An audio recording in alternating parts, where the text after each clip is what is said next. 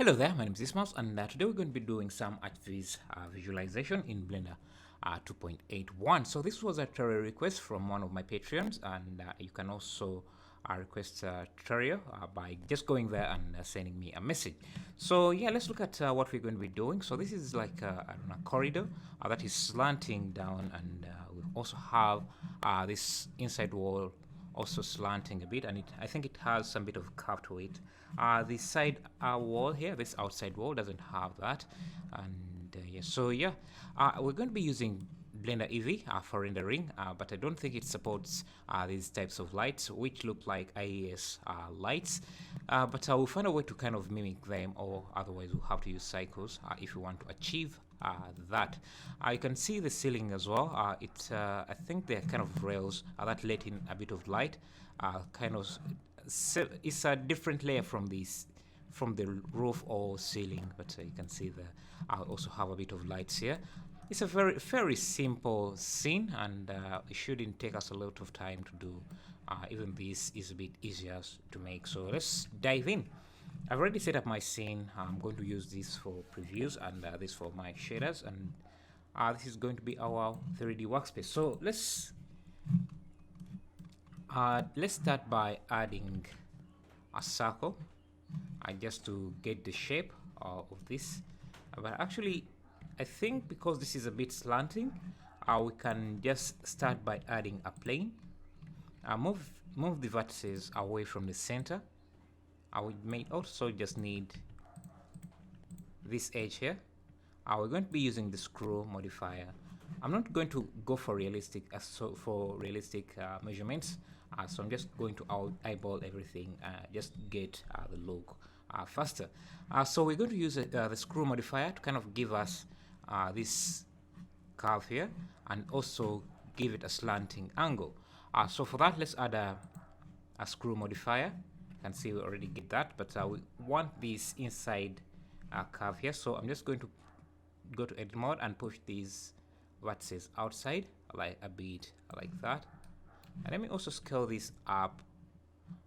Let me make sure that I'm in my camera view here.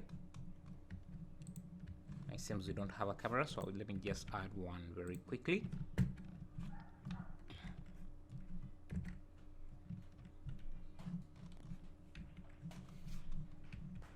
Okay, push it up. So it's going to be at the side around here. So our inside wall would start around there. So let me push it just a bit. You can see this circle here, and I think we can extend this wall a bit. We can also, I think the camera has to be a little bit wider. So let me push this inside, and I just change the camera angle to about a 25mm camera. So yeah, I think we are getting a lot of things in view. So now we want this to be a bit slanting. So for that, we're just going to use the modifier and play around with the screw. So let me just, you can see what we are getting, and you can see now how it's a bit slanting, and how you can increase the iterations. So they seem to be going in the opposite.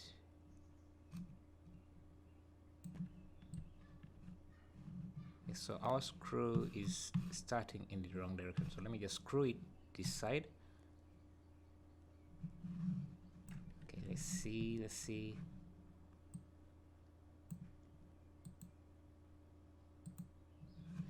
Let me add a light here. Let me just go in this view.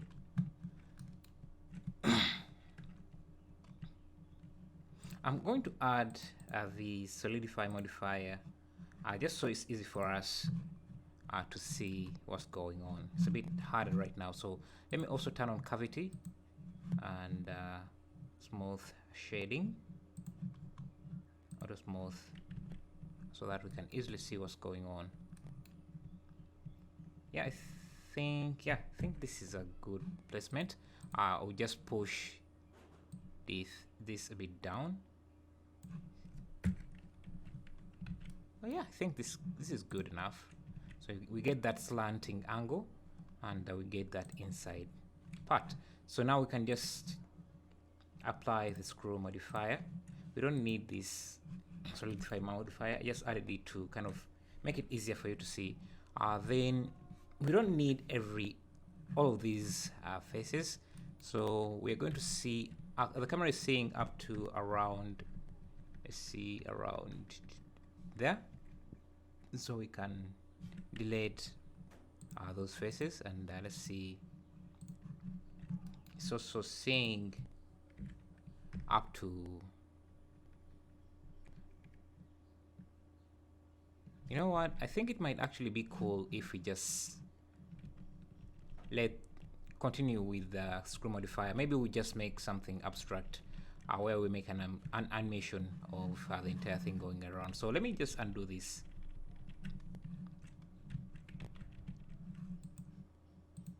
Undo this. Okay, it seems I've run out of undos, so I'll just, I think I can always just scale this up, something like that, then push this down a bit.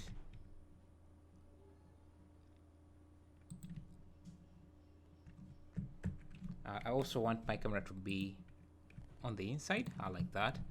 And yeah, so let's look at the wall, how we can work the walls. So I'm just going to select this inside loop, Shift D and then P to separate that loop. Let me first hide this, and I can select everything, and then extrude in the Z direction until they almost merge, like that, until they merge, nearly merge, I think. Let's see.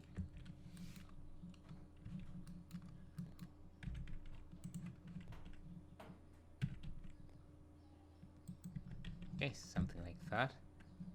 So this is going to be our inside wall. Let's see.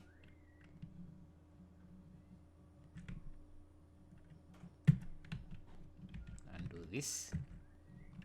And then our outside wall, select the outer ring, Shift D, P to separate, and then again do the same thing, extrude in the Z direction until we get something like that. Yeah. Now we can just start adding in details.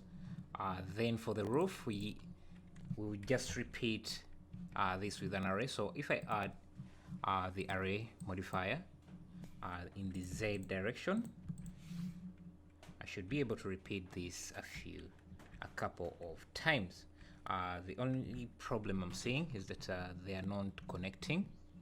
So this side is not connecting with this side. So what I'm going to do is add an empty to control the array. So I'll add a cube like this to be our empty, and select this roof or floor, and go to the array, change the object offset, select our empty, make sure you apply the scale. Actually, let's see. Actually, you shouldn't scale the empty because it will mess up the array. So let's add the empty again, and if you want to scale to have a larger cube that you can easily see and select, just go to the empty settings here, object data properties, and scale, give it a larger size from there instead of scaling it. And now you can select this and then select the empty from here. Also, we are still getting this, but to fix that, just apply scale for this object. And now I just want to make sure that these two are connected. So I'm just going to rotate this until they are correctly aligned, which I can't see clearly, but I can also move this down and then rotate until they kind of connect.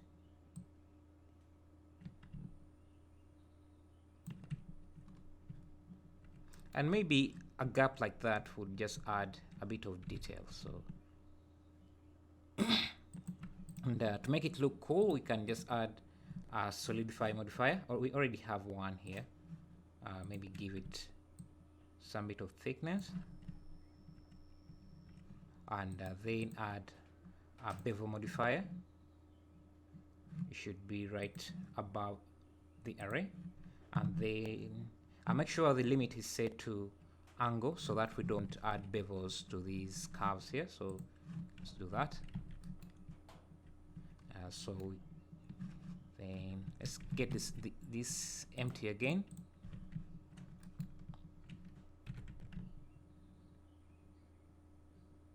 Have it connected like that, and now we can make as many squirrels as we want. So I can just increase this count, and it can go up as long as I want. And since we have already done this for this, I can just select this.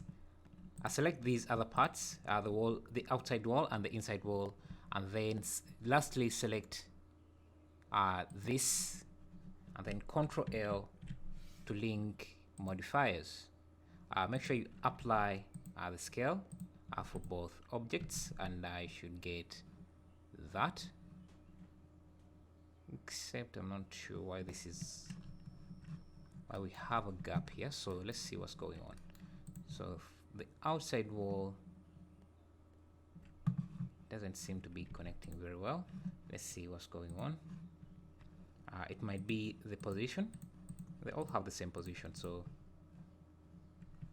we might need to give it its own empty. So I'll just duplicate this and change the display as to sphere so that I can have them look different.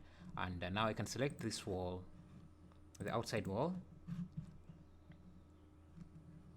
They're actually, this array is not working for both walls. It's only working for this. So let's see.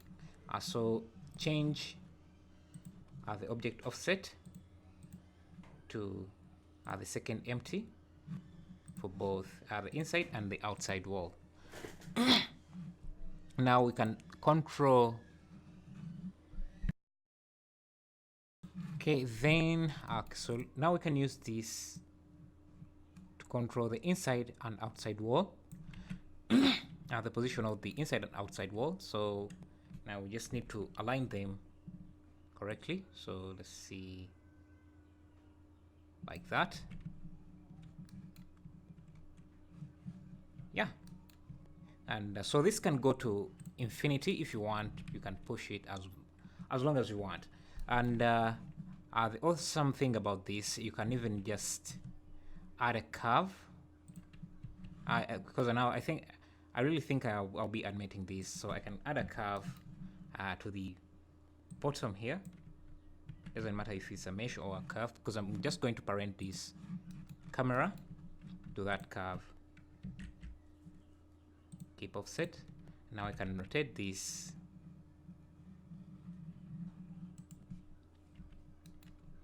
I can rotate the camera. So let me just add a keyframe there. Do a few rounds here. And now if I move, select the camera, I can animate it on its own, just going up and up and up. So I can even make a loop out of this. So okay, I think the curve is going rotating the wrong way. So I'll just have to invert these keyframes. So this should be the beginning, and this should be the end.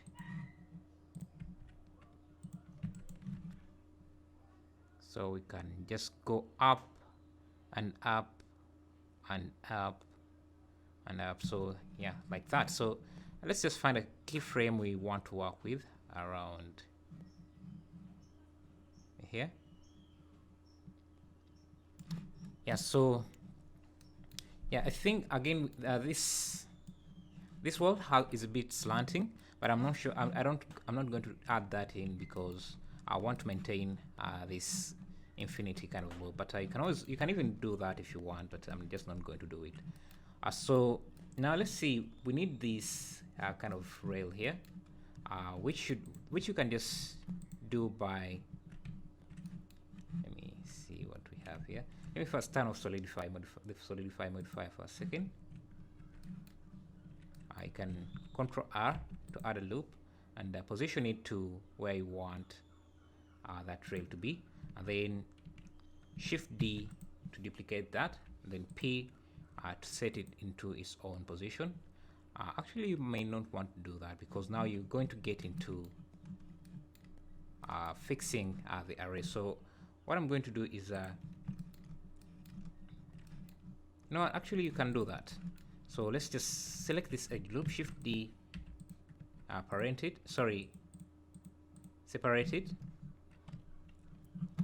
So this is what we have. It will mess up the array, and but that's okay, because we merge it back to this object, and that should fix its positioning. So I'll go into top mode here so that I can select all the edges and just scale them in just a bit away from the wall.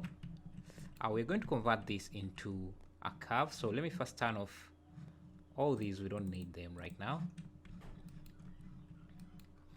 I'll just go to object mode. So go to object, then convert to curve. Then what we need to do is go to the curve properties, and under geometry, let's give this a bevel. We have a lot of facets here, because when you convert a mesh to a curve, you get a polygon spline type. So we need to change it to a bezier. So just go to edit mode and then right click, set spline type to bezier. And when you convert as a polygon to a bezier, it comes up as a vector.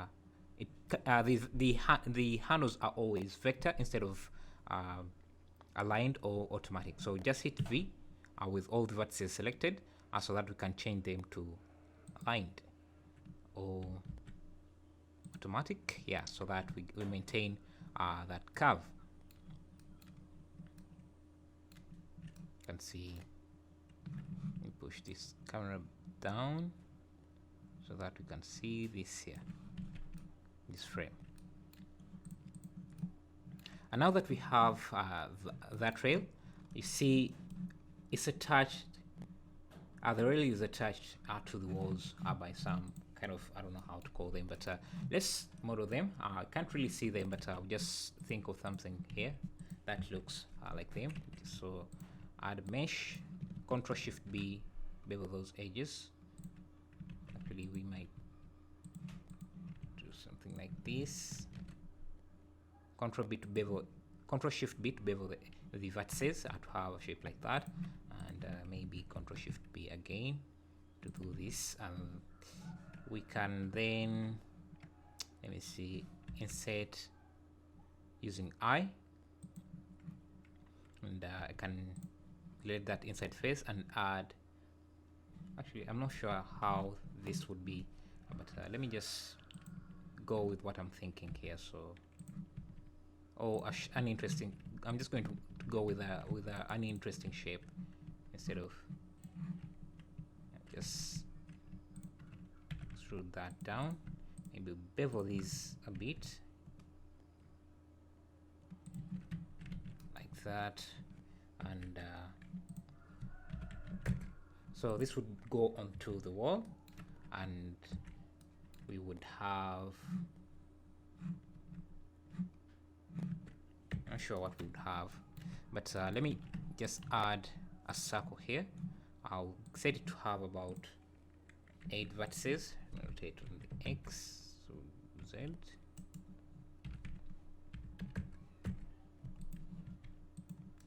Something like this. Maybe 8 is not enough, so let me subdivide this again. Then Shift Alt S1 to turn this into a sphere. I want this, so this will go around the pipe, and maybe not all the way. something like around there, or around like that.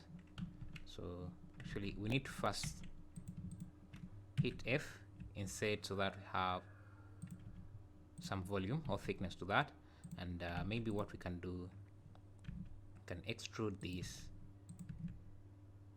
to come up to here, and this as well. So I'm just thinking of something that would be used here.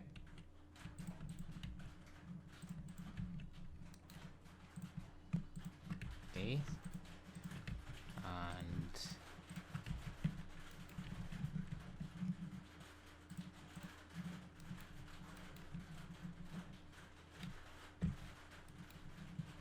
now we can delete these faces, select this, Ctrl L, extrude, have something like that, and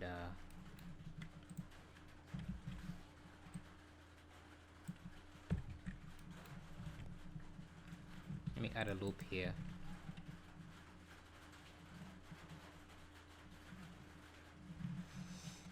Yeah, I'm not sure what shape to go with here, but let me just first delete these parts here,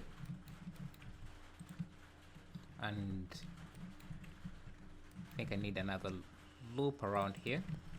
Select this outer loop, and then Control Shift Alt S to convert this into a curve. This edge loop doesn't need to continue all the way, so I can just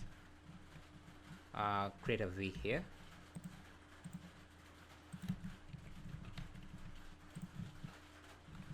and remove the extra polygons.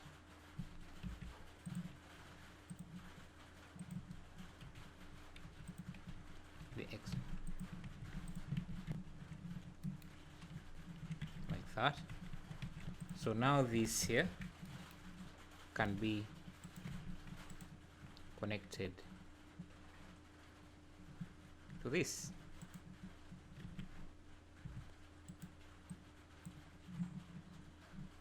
And straighten this.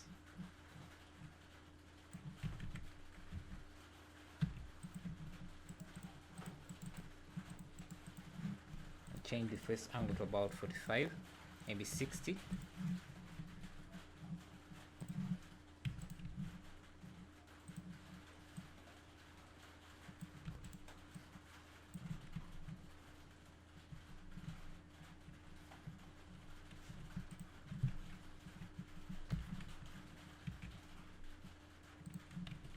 Just beautifying a few things.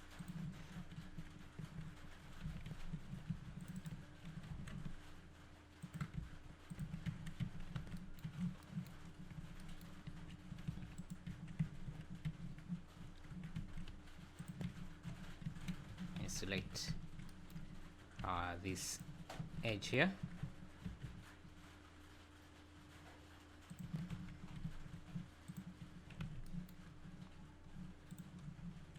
And that should be our handle. So then we can